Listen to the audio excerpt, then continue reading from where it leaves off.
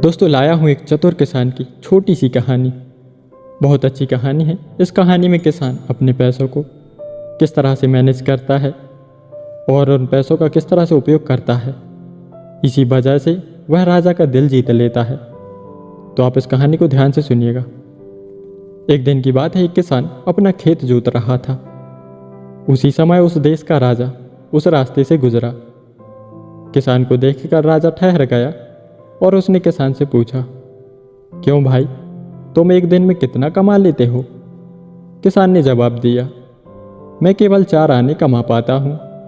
राजा ने पूछा, उन 4 आनों का क्या करते हो? किसान ने उत्तर दिया, 1 आने से मैं खाना खाता हूँ, दूसरा आना उधार देता हूँ, तीसरा आने से कर्ज चुकाता हूँ और चौथा कुएं में फेंक देता हूँ। किसान की बात राजा को किसी पहेली जैसी लगी। वह उसका ठीक ठीक मतलब नहीं समझ सका। उसने किसान से स्पष्ट कहने को कहा। किसान बोला, श्रीमान, पहले तो मैं अपना और अपनी स्त्री का भरण पोषण करता हूँ, दूसरा आना बच्चों को खिला पिला देता हूँ अर्थात उधार देता हूँ। समय आने पर वे मेरा भरण पोषण करेंगे और उसे चुकाएंगे।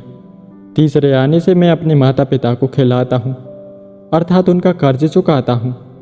और चौथा आना मैं अतिथि सत्कार और दान धर्म में खर्च करता हूँ अर्थात कुएं में डाल देता हूँ, जिसके लिए मैं कोई पुरस्कार या प्रतिफल की आशा नहीं करता। किसान का जवाब सुनकर राजा बहुत खुश हुआ और उसने किसान को अपना परिचय देते हुए कहा कि जब तुम मेरा मुंह 100 बार नहीं देख लो तब तक तुम इन प्रश्नों का जवाब किसी को मत बताना। राजा की बात को किसान कैसे इनकार कर सकता था, इसलिए उसने किसी को भी उत्तर नहीं बताने की प्रतिज्ञा की और अपने काम में लग गया। दूसरे दिन जब राजा अपने दरबार में बैठा हुआ था तो उसने मंत्रियों से पूछा, आप लोगों के लिए एक प्रश्न का जवाब देने के लिए यहाँ बुलाया गया है। इस देश में एक किसान है जो 4 आने रोज कमाता है। पहला वह खाता है, दूसरा उधार देता है, तीसरा चुकाता है और चौथा कुएं में डाल देता है। इसका मतलब क्या है? बेचारे मंत्रियों ने बहुत माथा लगाया किंतु कोई संतोषजनक उत्तर नहीं पा सके। फिर मंत्रियों में से एक ने पता लगाया कि कल राजा किसी किसान से मिला था। वह उस किसान के पास पहुंचा और राजा ने जो प्रश्न पूछा था उसका उत्तर बताने की प्रार्थना की। किसान ने कहा कि उत्तर जानता हूँ, किंतु वह तब तक बता नहीं सकता जब तक राजा का मुंह 100 बार नहीं देख लेता। ऐसी प्रतिज्ञा खुद राजा से उसने ली है। मंत्री बहुत तेज बुद्धि था। उसने झट से अपनी जेब में से 100 स्वर्ण मुद्राएं निकाली जिन पर राजा का चित्र छपा हुआ था। किसान ने उन मुद्राओं पर राजा का चित्र देखकर प्रश्न का उत्तर बता दिया।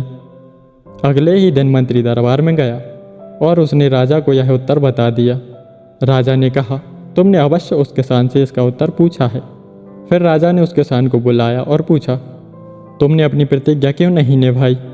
तुमने अपनी प्रतिज्ञा को तोड़ा है। किसान ने उत्तर दिया, नहीं महाराज, मंत्री जी को जवाब देने से पहले मैंने आपका चेहरा 100 बार देख लिया था। तब राजा ने कहा, कैसे?